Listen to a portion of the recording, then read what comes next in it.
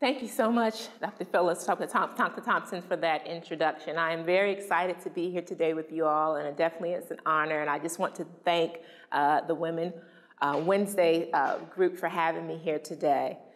So as Dr. Thompson mentioned, my research is focused on cardiovascular disease. And so I won't go into a lot of specifics about the research, but I will talk to you about what I'm working on and what I'm doing in the lab. Two things that I like to do with my work is that, one, what I'm doing in anything in life, specifically my research as well as my teaching, how does that extend out into the community, into the world to have an impact? And I just believe that we don't work for ourselves, and we work to impact others, and we work to create change. So it's always an outward focus. So today in the talk, I am going to discuss, as Dr. Thompson mentioned, that I will talk about cardiovascular disease, some of the differences between men and women, some of the risk factors. I also will then have an exercise where we'll talk about how do you take the science and then bridge it into society, and do sort of a modeling classroom exercise that I would do sort of in planning. And then also this helps me because many of you all are here, have different backgrounds, different interests. You've worked in different environments. And so then you can give me some ideas on how to take cardiovascular disease and how does it bridge into so many different disciplines that we have represented in this room. Then I can share with my students and have them be well-rounded. So the picture that you see here represents a picture from the American Heart Association, and it's their Go Red campaign that they have to raise awareness. And so every February, they have a huge campaign where you advocate and you raise funds, and they ask women to wear red in order to advocate and to bring awareness about cardiovascular disease. And so that picture is from. So here's a question, and I'm always like in teacher mode. I taught 2 classes this morning. And so I use interactive polling, and so we use these things called clickers or device systems, so don't worry about not having one. But I'll ask a question. Women are more likely to die from which of the following diseases? Breast cancer, heart attack, stroke, or Alzheimer's disease? What do we think? Yes, heart attack, of course, right? That's what we're talking about today. So cardiovascular disease and stroke. So when we look at just some information from the American Heart Association, and a lot of the statistics that I'll be showing today comes from the American Heart Association as well as the Centers for Disease Control. Those are the 2 main sources where they pool all the information together for these statistics. And so if you look here specifically, heart disease is leading, but trailing right behind, you see cancer at about 22%. But if I ask the question and we think about just sort of polling, how many people in here you know someone who's been affected specifically by cancer, either survive and living? And then what about heart disease? So about the same. And so wanting to bring awareness just as much as cancer, of having the awareness equal for both of those and some of the advancements that have been made. So when we talk about cardiovascular disease, again, it's the leading cause of death. More than half of death due to cardiovascular disease we do see in men. But I will talk about certain aspects, which I'll show here, is that when we think about cardiovascular disease, it encompasses a lot of different conditions that deal with the heart and the blood vessels. And then some of them, coronary artery disease, I'll talk about that, but essentially the artery where the blood flows through, when the lining of that gets disturbed, as well as filled with plaques, and you prevent the blood from going through. Stroke, that actually deals with, of course, blood pressure and blood vessels, but it also has a brain component as well. When we talk about hypertension, it's very similar to the coronary artery disease, that if that blood flow is impeded and you build pressure, it can also increase your pressure.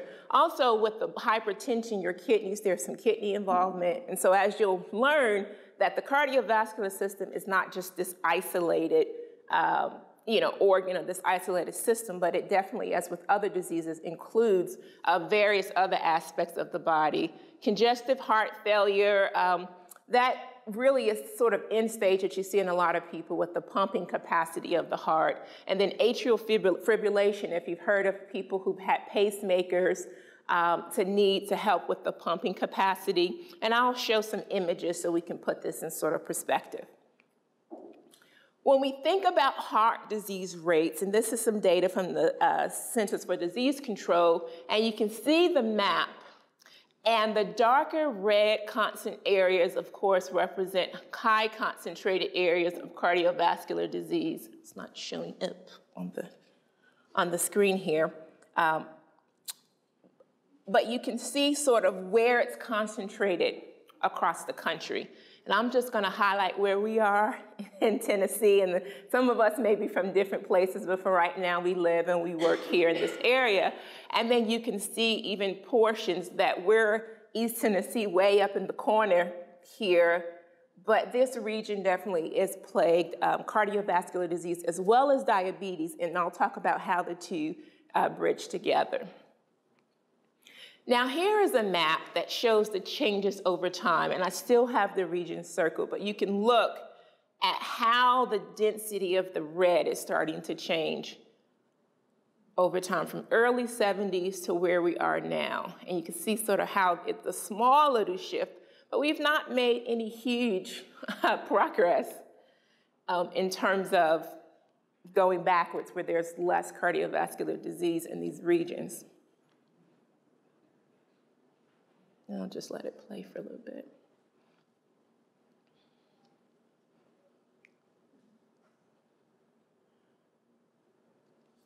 Okay.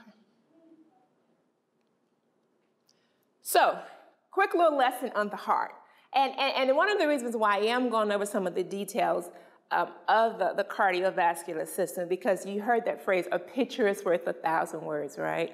And sometimes when you get a chance to see it and sort of embrace that this is actually happening inside of my body, then, you know, it would move you now to be more cognizant of, you know, diet and exercise and all the things that we need to do to maintain cardiovascular health, as well as when you talk to other individuals and sort of, and be an advocate for those.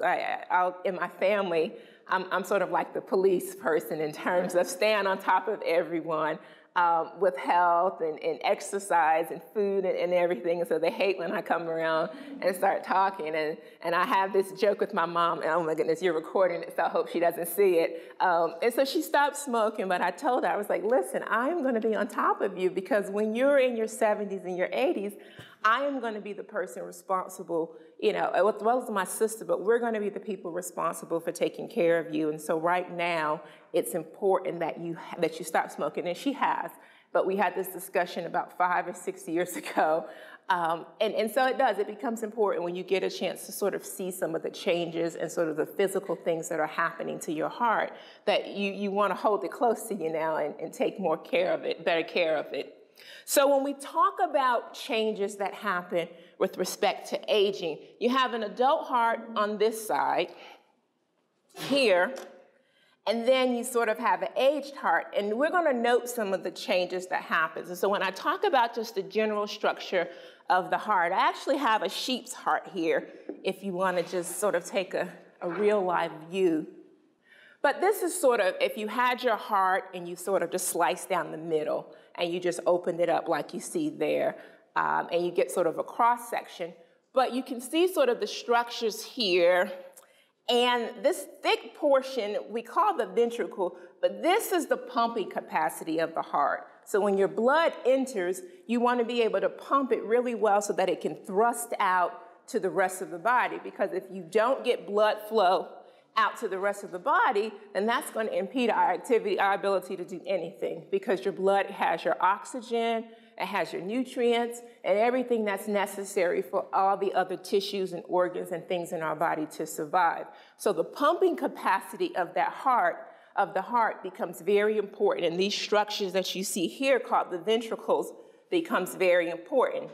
Also at the top, the atrium, this is where the blood is entering, coming in, and so it's left the body, it's dumped off its oxygen, it's already been used, no oxygen, but it's actually going to then be able to come in and then pump back out to the pulmonary circuit to get the oxygen, and then come back on the left side so you can pump it back out to the body. You use it, it comes right back in on the right side, then it goes back out on the left to the rest of the body, and we do this over and over again on a daily basis, and this is how we live. But what happens when those structures become disturbed? And so over time, just with general aging, here are some things that can happen. So you can see where I just put the red highlight, that there's some calcification and some changes that happen in that particular structure. And this is a structure where the blood leaves to go out to the rest of the body. So think about if something is damaged with that part, all right? You're gonna have trouble exiting and getting the blood out to the rest of the body, and then you'll have problems with specifically, your legs, several different things, but you just can't get the blood to the rest of the body.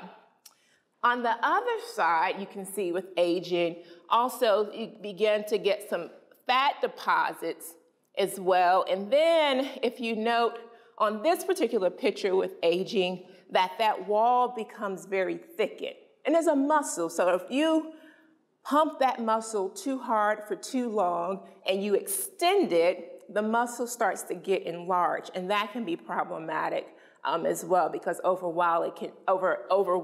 a time period, it can begin to fatigue and then not work properly. There's also one thing, and this is some things that I actually study in the lab, how these changes actually occur, and then what could we do to prevent those changes to occur. Over time, aging, and if there's a way to prevent some of these things from occurring as quickly, but also specifically when you have some kind of injury, which I'll talk about in a bit. Are there drugs and are there things that we can use to sort of prevent these things from happening after some kind of injury? And then specifically, this is sort of on a microscopic level at the bottom here.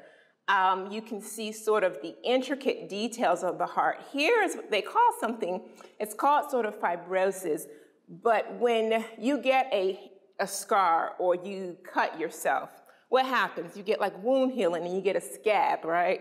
Or a kind of scar formation. That's the same thing that happens inside of the heart, that when there's some kind of injury, meaning that you impede the blood flow, the cells around it lose oxygen, you get scar tissue formation, if I could use that term, in the heart as well. And what happens when you get a scar on your hand? Sometimes that scab is kind of stiff, right? Kind of rigid when you feel it. And the same thing in the heart. But do you want your heart stiff and do you want your heart rigid? If it has to do pumping and it kind of can move sort of in that manner, and that's not getting the job done. So male and female differences.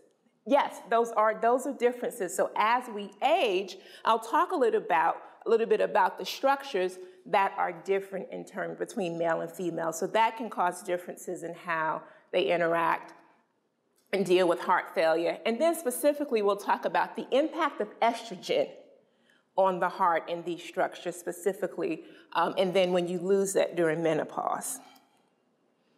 So here is a video of just what's happening with the pumping capacity of the heart.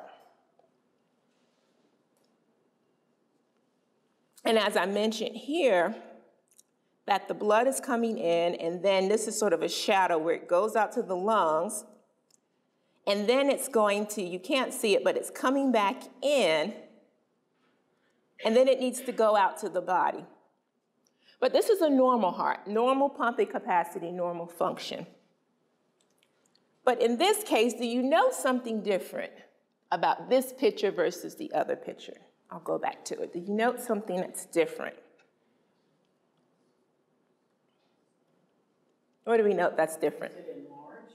Yes, it's enlarged, and you look at that, remember that ventricle on the left side, that's the pumping capacity that needs to go out to the rest of the body.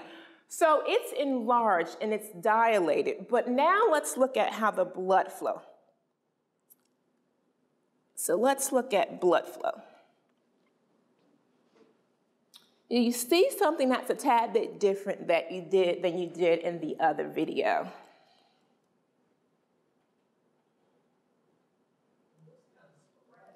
Yeah, it's not flowing properly, and I just paused it, but look at that empty space there. That now, because it's enlarged, you have something where you have issues with the filling.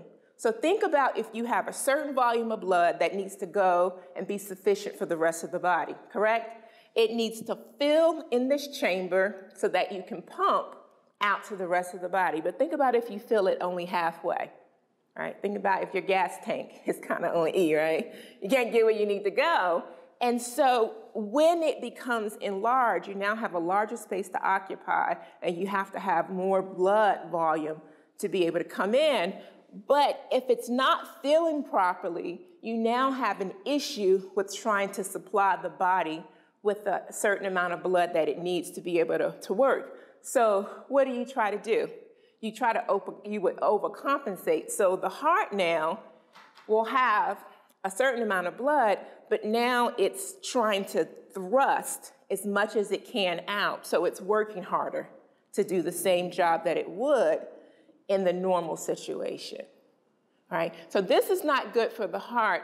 And so we'll talk about some of the things that can lead to this. And then more so, how do I prevent this particular thing from happening to the heart? That's on a macro scale.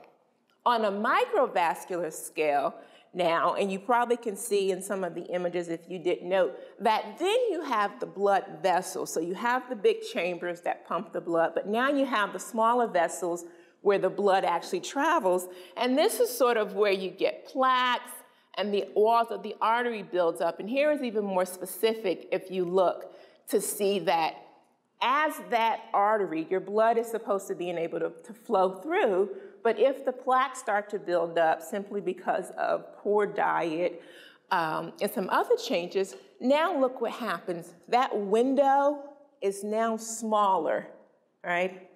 And think about the blood trying to get through. It's like trying to squeezing into something that, that doesn't fit, and how much force that you have to be able to do or use to push that blood through. This increases the resistance of the walls, but then it also increases your blood pressure. Like you're just working harder when you shouldn't have to, right? And so what things could we do to prevent these events from happening early on so that the heart doesn't have to work as hard as it needs to and then prevent these things from happening? And here again are just some structural changes of the scar tissue that I was talking about. And then just some general damaging of the heart and enlargement.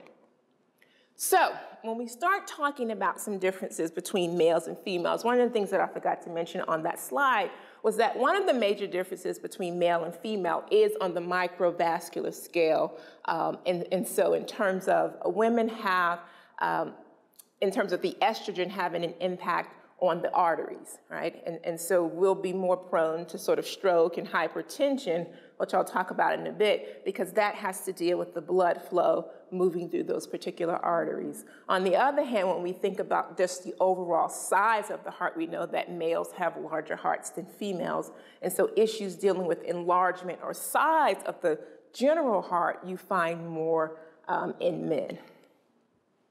And so 90% of women have one or more risk factors, and we'll talk about what those are in a bit. And here's the other thing when we talk about men versus women, the symptoms are different. And so men will probably have more of those symptoms that are, I don't want to say visible, but recognizable in terms of that extreme heart, chest pain, versus women, sometimes it's more silent, and then we may not recognize it, or depending on sort of your role and what you're doing, we may think, that's just something, I'm just tired. That's probably my favorite one that I use all the time. I'm just tired, I need to go rest. And you can ignore it. So the symptoms are very different and sometimes misunderstood. And then when we talk about death from heart disease, you have more individuals dying from cardiovascular disease, again, than you do compared to cancer. So I'm just going to read a sort of a snippet of a letter. And this was just, she said, a letter to my former self. And so this was a letter on the advocacy page for a woman who had a stroke. And it said, if I could go back, right? We all wish that. If I could go back to my 20s, if I could go back to my 30s, what would I tell my former self about some things? And so this woman had a stroke when she was 34, but now being older, what would she go back and tell her former self? And I'm just going to read a snippet of it. And she said, my decision to write this letter, well, she started off saying, Dear Angela, so she's very specific. Dear Angela, my decision to write this letter wasn't an easy one to make, but in time, you'll come to understand that my need to write these things ultimately outweighed my hesitation. At 34 years old, life is comfortable. A routine has been established, and the task of balancing work and family life has gotten easier. You're a planner by nature, and you thrive on organization and predictability. So far, the storms you have encountered have been weathered pretty well. However, as you'll soon discover, a darkness like you've never known looms just around the next bend. And it says, over the course of the next months, you will begin to experience a series of odd moments, both physically and mentally speaking. These occurrences will pass rather quickly, giving you reason to chalk each of them up to just one of those flukes, and unbeknownst to you, these seemingly trivial oversights will end up conveying you in a thick, smothering cloak of regret. She goes on to write to her former self, the first oddity will be a sudden change in your eyesight. Your vision will be unexpectedly shattered into million colorful pieces, almost as if you're looking through a kaleidoscope. This effect will dissipate almost as quickly as it appeared, much to your relief, and you'll tell yourself you just need to eat something, and after a quick bite, all will be forgotten. And then the next episode will be mental in nature, and you'll experience a brief bout of confusion at your place of employment. You'll sit silently in a befuddled state, unsure of your assigned task, and again, this phenomenon will come and go, and within a matter of seconds, once your brain regains its focus, you'll shake it off, grab the next patient chart, she was in the hospital, and simply carry on with your workday. And so she goes on to talk about the stroke, but then she says at the end, she ends with, as difficult as it is to imagine, I promise that you'll find happiness again. Learning to love the new, it won't be an easy journey, but with the unconditional love and constant support from your friends and family, you and then we eventually make it to the other side. And in the end, we will have gained a new perspective and a new appreciation for the simple things in life. And so when you think about what was some of the things that she ignored, she was what? She was busy, and she ignored some of the signs. Because can anybody in here probably share of just sometimes things that you've ignored maybe, and you think about kind of going through your day, and it's just, oh, I'm just tired, right? Or, oh, I need a bite to eat. And so when we think about heart disease and some of those silent killers, that you want to be, cognizant of those things. Or then sometimes it's like, oh, I don't want to be a bother and go to the hospital, right? And then we'll talk even about that in a bit. So when we talk about gender differences, you can see that 24.5% in males and 22.3% in women. So not that big of a deal, but men still actually lead.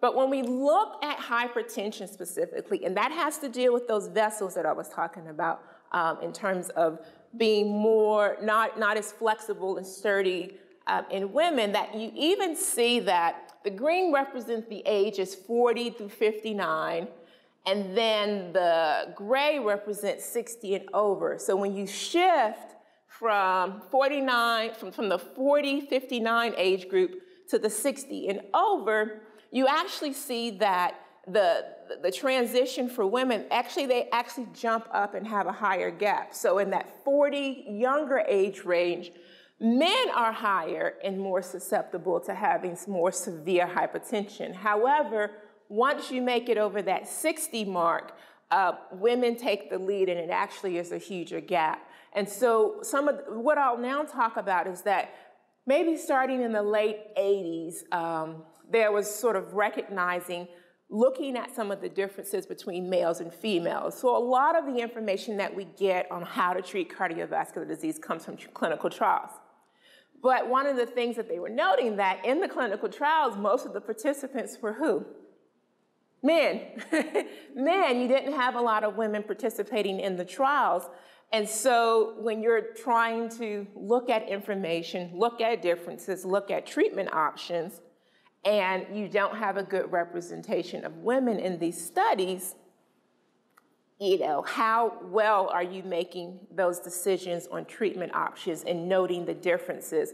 So starting 80s and moving up specifically to the late 90s and early 2000s, there were more clinical trials being done that specifically focused on women, but also in some of these, why do we have sort of these huge gaps as we look towards the aging transition? And it was focusing a lot on hormones and specifically looking at the different age groups in the menopausal ages.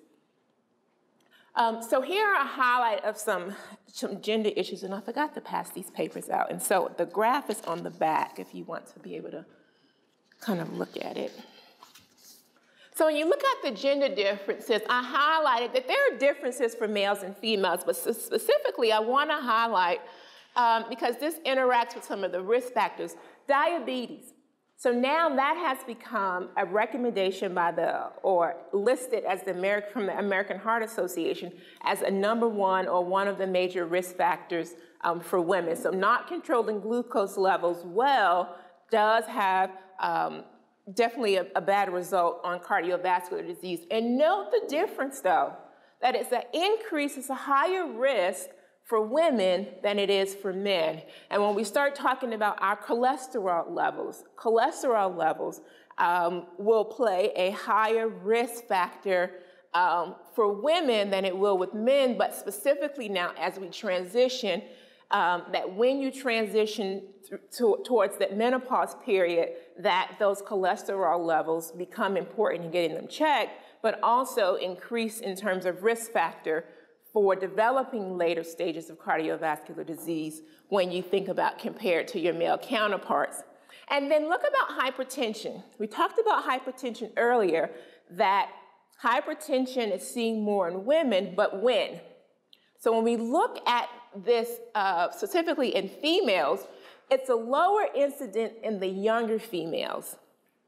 But we saw in that previous graph that as they transition to 60 and above, that they take the lead. So what's happening in those transition years from that 40 to 59 age group, that as you transition over to 60, that changes and women take the lead in hypertension.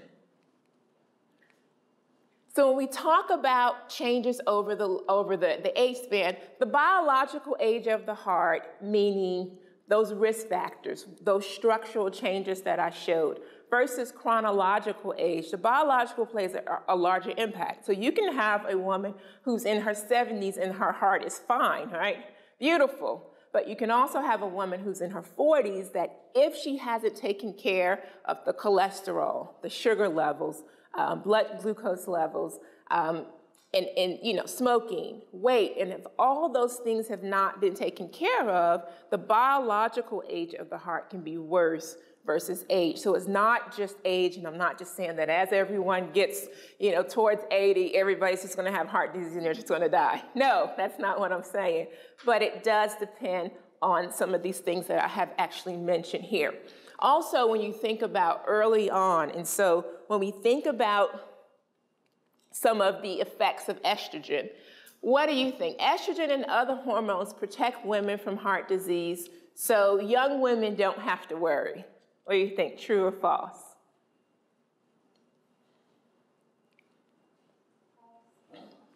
I'm hearing false. Yeah, false. Yeah.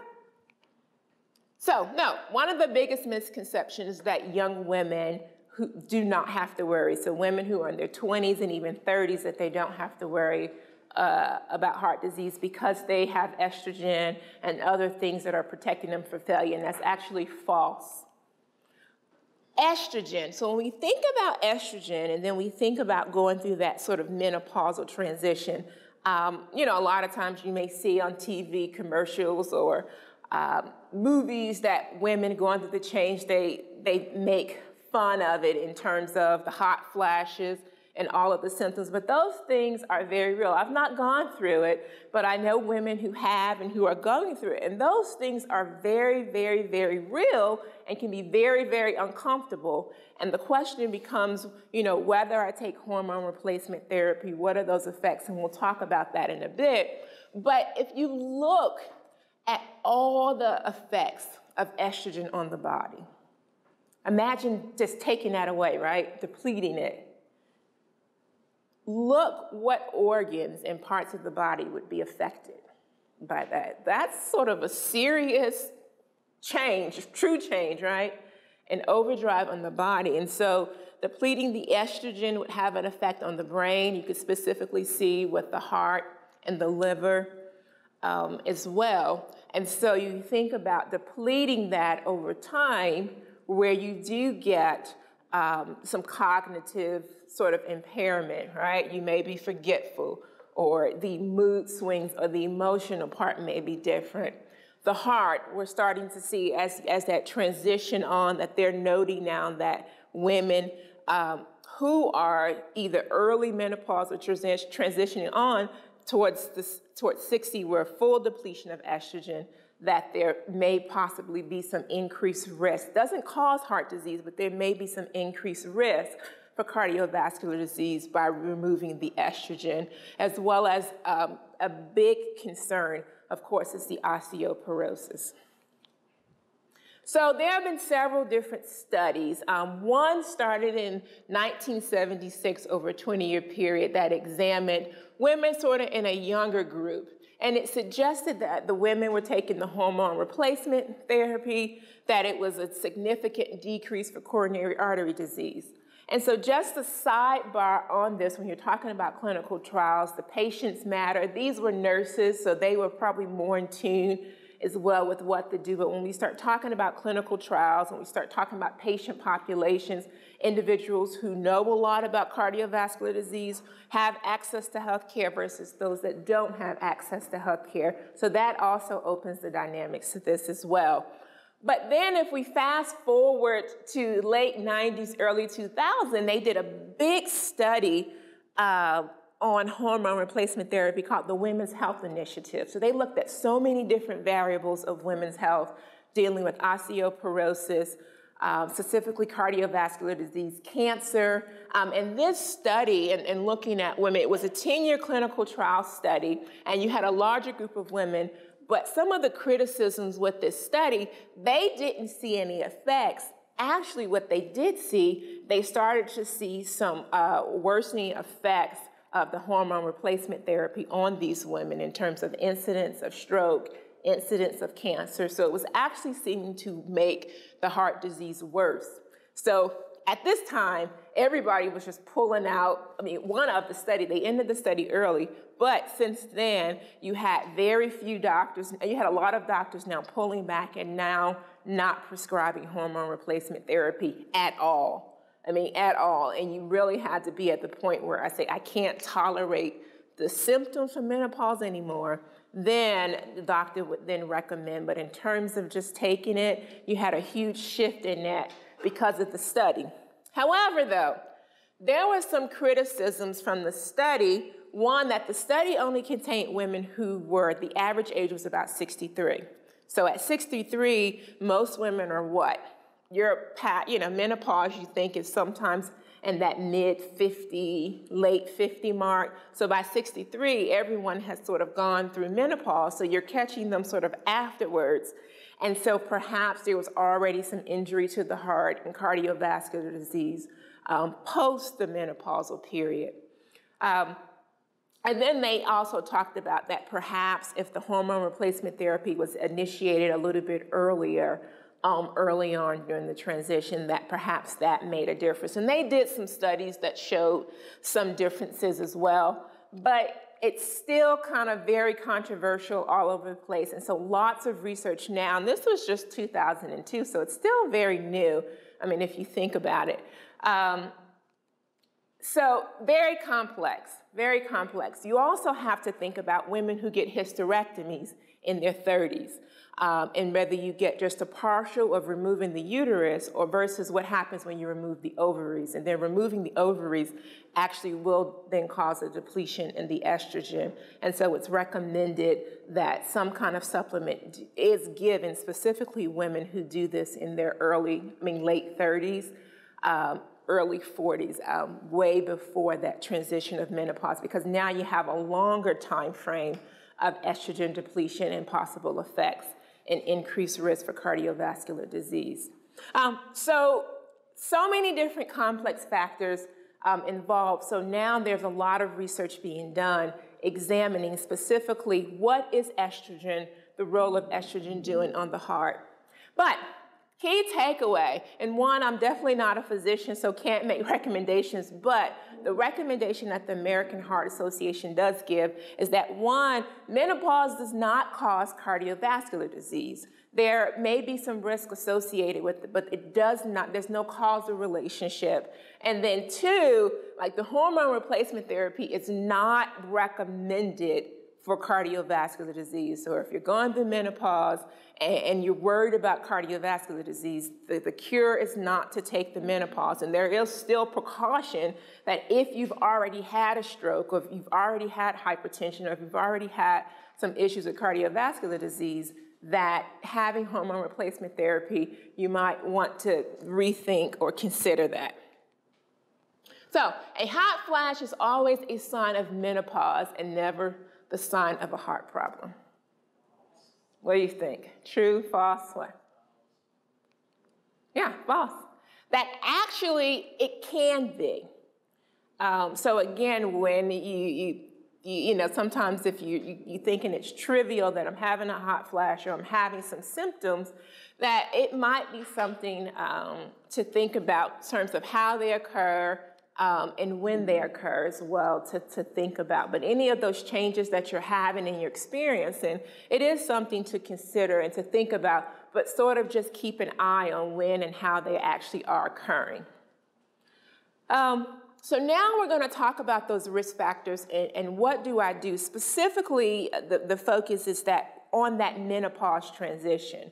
And so when you think about entering sort of the mid-40s, 50s, when you're going through that particular time and those estrogen levels are starting to decline, how should I be better thinking? And I'm saying better because not that you shouldn't be thinking about it before, but how do I now start to think better about my cardiovascular health?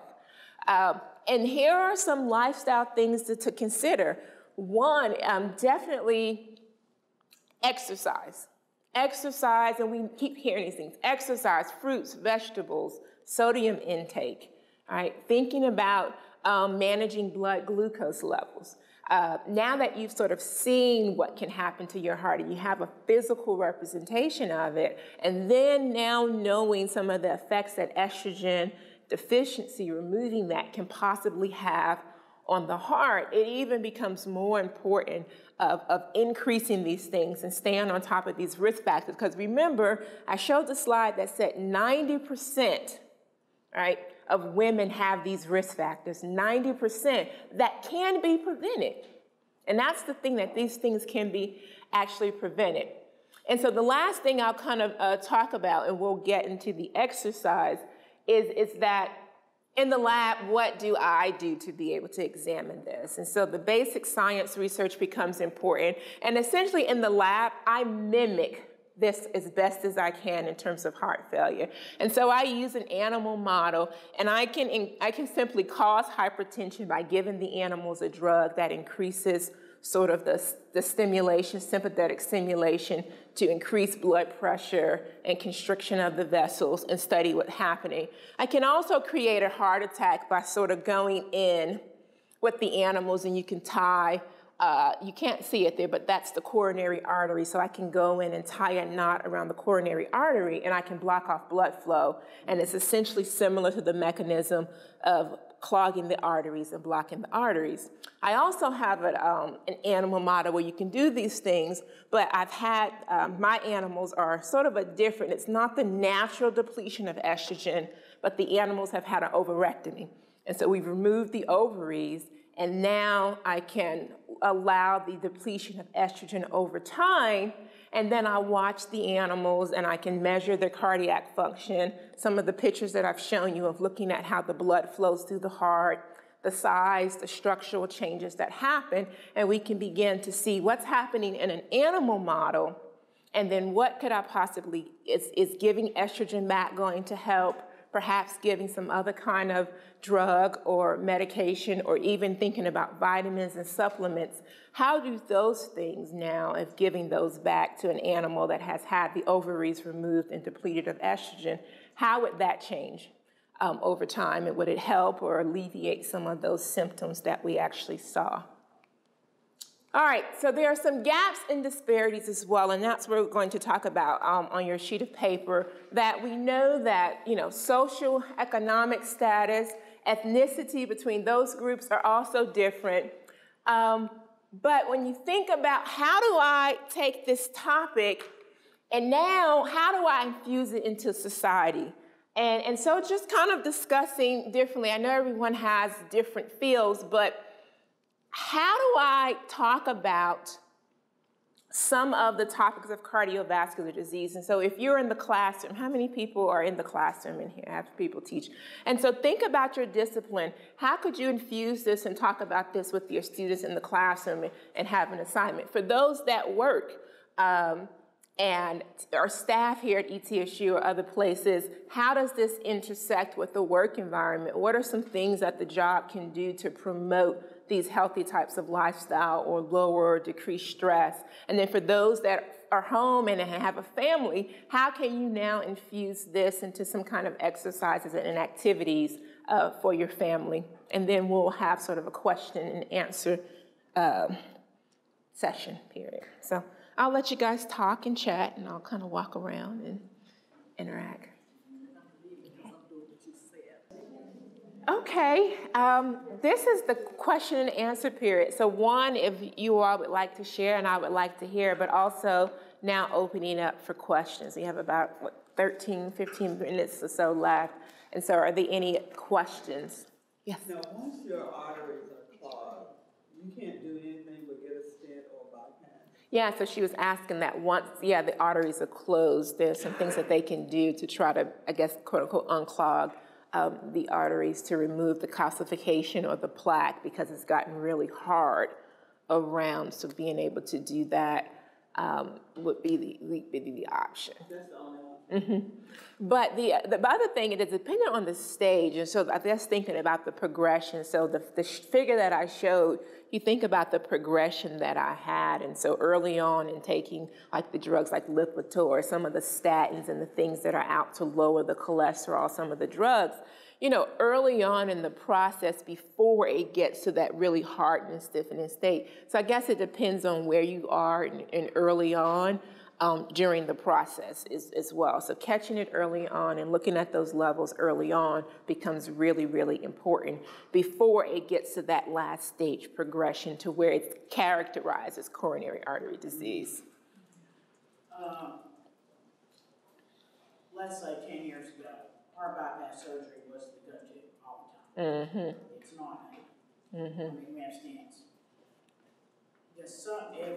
What's the difference here for level of severity in the person to command that it be a heart bypass surgery and not stents? You have to be pretty well blocked before they won't put a stent in. Yes, yeah. So, and again, I don't know all the specific parameters about that, but the other things that take into consideration too is also going to be the age of the patient as well. Before, because at the end of the day, you want them to be able to, the age of the patient, but remember I talked about the biology of the heart. So that plays a role. So the age of the person being able to function afterwards, but then also the biology of the heart. So what other complications? Because again, mentioning some of these things, it's not in isolation. So you can have the coronary artery disease, you can also have the enlarged heart happening. All of those things can be happening together. You can be hypertensive, so it's not an isolated event, but it's all those things happening together that needs to be discussed and come into play before the decision is actually made. Okay. Yes? I was fascinated with the discussion of biological age of your heart versus chronological age. So can you reverse damage or not? And I don't mean an injury like heart attack. I mean something like you're talking about your mom and smoking. So I quit smoking 15 years ago. So does that mean that I decrease the gap, or does it never check? Yeah, so it does. And so good question. She was asking about being able to reverse. And so two things, it depends on the degree and the severity. And so like you mentioned, that someone who's had a heart attack, that damage is going to be there. So the heart cells, which I forgot to mention, they're not like many of the other cells in your body. So if you get a skin scab, I mean, if you bruise your hand or you lose some cells, those cells will grow back. Your heart cells do not grow back conventionally. They're looking now to sort of see that there may be some stem cells, or there may be a population of cells that do regrow. But just in general, once the adult heart forms, that is it. And so as the injury occurs and you start to lose those cells and they start to shift and change, you're not going to be able to regenerate and get those back. Sort of the same thing when we think about spinal cord injuries.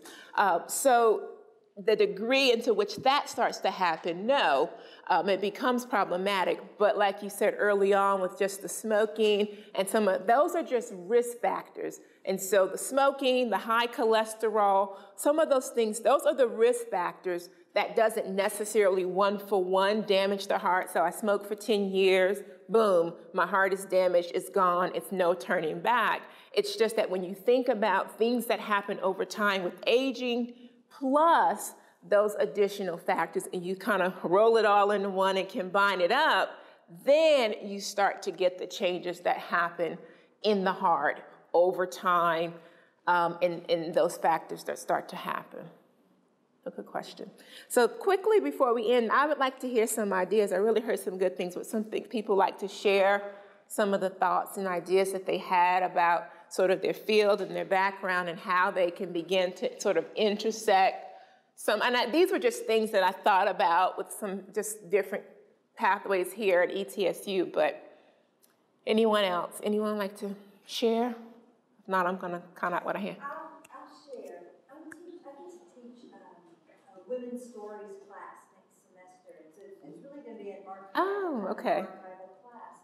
And so this would be a wonderful opportunity for students who are interested to go out and find women who have experienced cardiovascular disease, take down their stories and archive those podcasts or the transcripts of their stories. And those stories would tell us more about some of the silent factors that we're talking about, yes, whether it's the fatigue or whatever. So, and I hadn't thought about that as an area to Good. Anyone else? Well, I'm just going to say in general, we were talking about this region specifically, right? And I do a lot with my students because they're from this region, and we talk about a lot of the issues in this region, so drug abuse and how that fits into the biology, and they share personal stories. And when I ask the question, I get about 90% of the students they know someone who've had a drug or alcohol addiction, but then we begin to talk about the biology, but how that fits into society, but then the practice, because all of them, we hope that they are going to graduate and they are going to be professionals. And so what will this look like in your professional life? And so when we think about something that's cardiovascular disease in this region, we were talking about just diet, but also, poverty in this region, rural region, access to health care. And so those things now, so it's just not, I see the things to do and to not to do, and I can easily implement, but how does a person's socioeconomic status and their location, how does that fit for these things to be feasible for them to do? But then also in terms of the psychology, them being able to perceive my ability to do these things, and if it has already happened to someone in the family, how are we thinking about the outcome? And does this now lead into depression, or what kind of hope do these families have in being able to overcome these sort of the thinking and the cycle? Well, my grandmama had it, my mama had it, and I'm going to have it. Ain't no need of me doing anything different, right? And so even changing the mindset and thinking of individuals to want to work towards better health, and even not having the resources, but how do I still make it work? I know we had Ms. Vivian here talked about just walking, doing family activities, encouraging, just asking someone, calling them, hey, did you take your medication today? That can go a long way for individuals who, one, don't want to take it, but then two, forget to take it. But how do we provide encouragement and build a stronger family dynamic? And the psychology and the counseling part would be needed there. Understanding where you live in a rural area, about your region and your community also comes into play as well. And I think students need to be able to understand that going into, because if you didn't grow up in an Appalachian environment or this environment and you came from somewhere else, completely different socioeconomic status, and now you're working with these individuals, you need to be able to understand and relate to where your family may have had excellent health, best practices for health, getting checkups, and now you're treating and working in a population of people that may not, then you need to be able to understand that, or working in different parts of the state where the dynamics are different depending on where you are, becomes really, really important as well. So, anything else? Well, thank you very much. I appreciate everyone for coming and interacting and participating, and definitely got a lot of ideas from you all as well. Thank you.